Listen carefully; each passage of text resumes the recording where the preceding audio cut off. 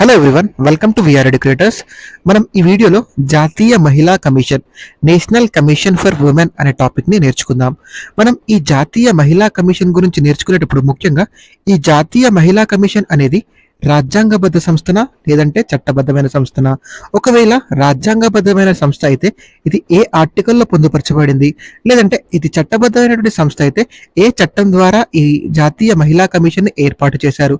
దీంతో పాటుగా ఇందులో ఉండేటువంటి సభ్యులు ఎవరు అండ్ వీరిని ఎవరు నియమిస్తారు, వీరి కాల పరిమితి అండ్ మొదటి చైర్మన్ గా ఎవరు పనిచేశారు, ప్రస్తుత చైర్మన్ గా ఎవరున్నారు, ఇలాంటి అంశాలన్నీ మీరు ఈ జాతీయ మహిళా కమిషన్ గురించి నేర్చుకోండి. చాలా చాలా ఇంపార్టెంట్. సో మనం చూద్దాం జాతీయ మహిళా కమిషన్ అనేది అసలు ఏంటంటే ఇది ఒక చట్టబద్ధమైనటువంటి సంస్థ, స్టాచ్యుటరీ బాడీ. ఏంటి?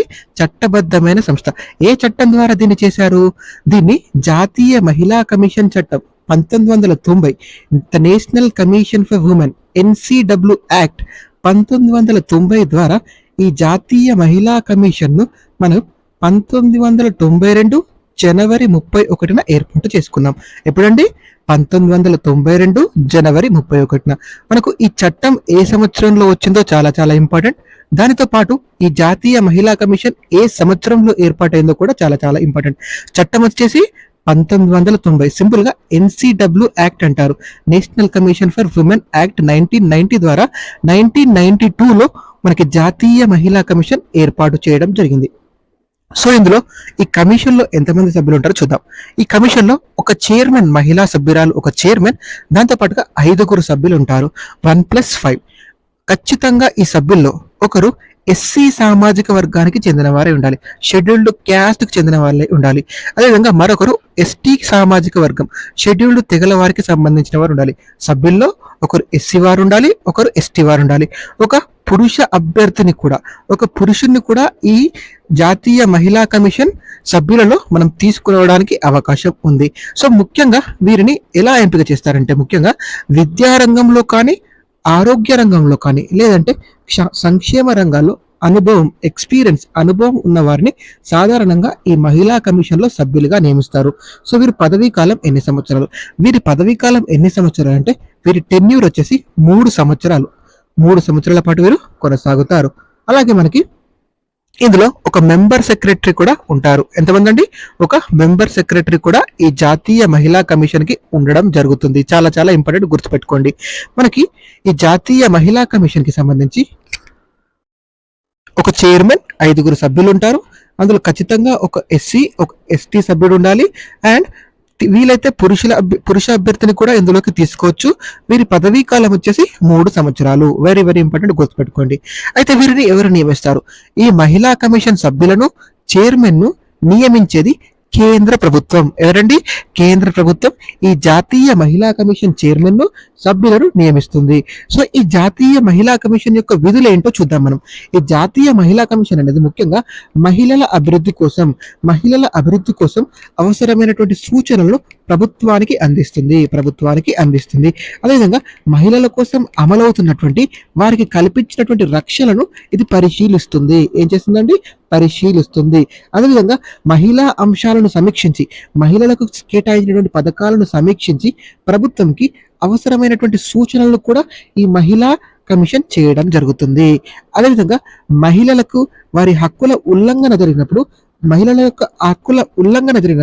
ఈ జాతీయ మహిళా కమిషన్ అనేది జోక్యం చేసుకుంటుంది. వెరీ వెరీ ఇంపార్టెంట్, గుర్తుపెట్టుకోండి. వీరి సభ్యులను, చైర్మన్ నియమించేది కేంద్ర ప్రభుత్వం నియమిస్తుంది. సో మహిళల సమస్యలపై, అత్యాచారాలపై ఎవరు కేసు పెట్టకున్నా కానీ, ఎవరు ఫిర్యాదు చేయకున్నా కానీ సుమోటోగా తనంతట తానే ఈ కేసులను స్వీకరించి పరీక్షిస్తుంది. Very very important.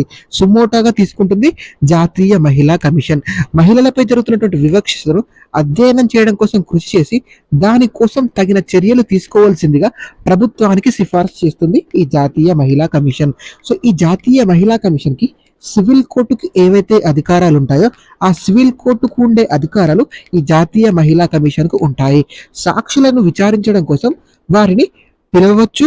అదేవిధంగా వారిని మహిళా కమిషన్ ఎదుట హాజరు కమ్మని పిలవవచ్చు అండ్ వారికి సమన్స్ కూడా జారీ చేసే అధికారం జాతీయ మహిళా కమిషన్ కు ఉంది. వెరీ వెరీ ఇంపార్టెంట్ గుర్తుపెట్టుకోండి. సుమోటోగా తీసుకుంటుంది. ఎవరు ఫిర్యాదు చేయకపోయినా పర్లేదు, ఈ మహిళా కమిషన్ ఏవైనా మహిళా సమస్యలపై, అత్యాచారాలపై సుమోటోగా కేసును తీసుకొని దాన్ని పరిష్కరించడానికి ప్రయత్నిస్తుంది.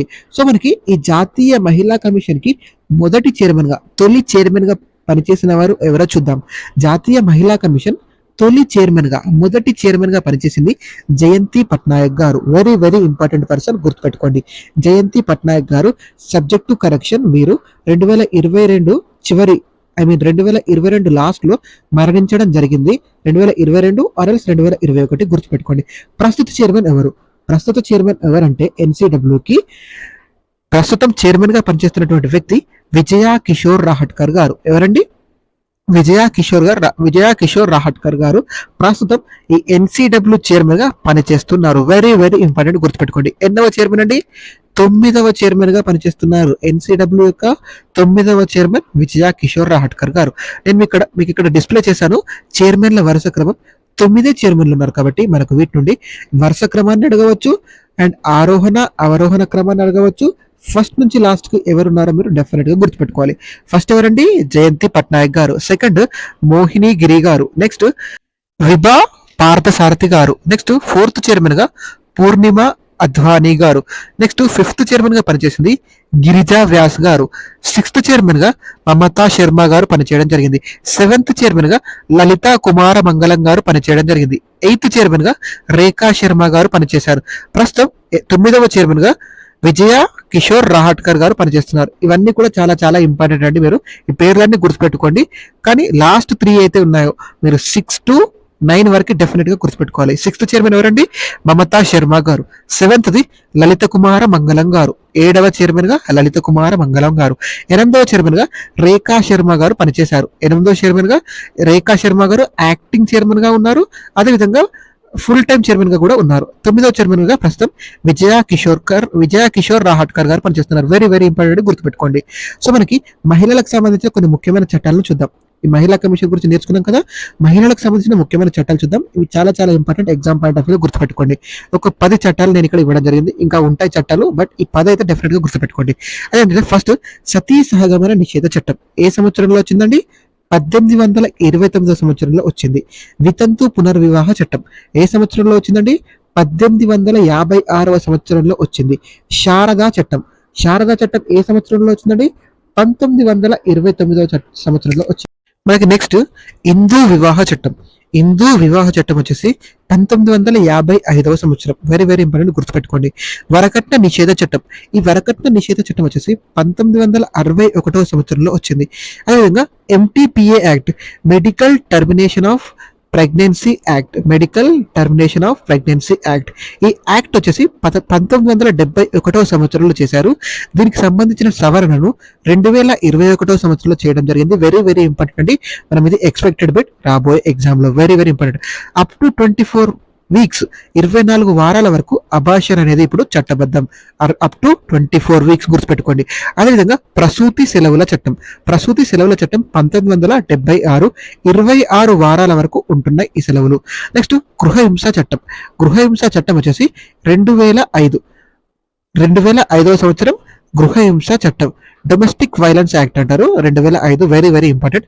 సో పని ప్రదేశాలలో వేధింపుల వ్యతిరేక చట్టం ఏంటండి? పని ప్రదేశాల్లో వేధింపుల వ్యతిరేక చట్టం 2013. Very very important. Next last అది నిర్భయ చట్టం, చాలా చాలా ఇంపార్టెంట్. నిర్భయ చట్టం 2013. మీకు గుర్తుంటే ఇది గ్రూప్ 2 ఎగ్జామ్ లో నేర నివారణ చట్టం అని ఏ చట్టాన్ని పిలుస్తారు అని అడిగారు.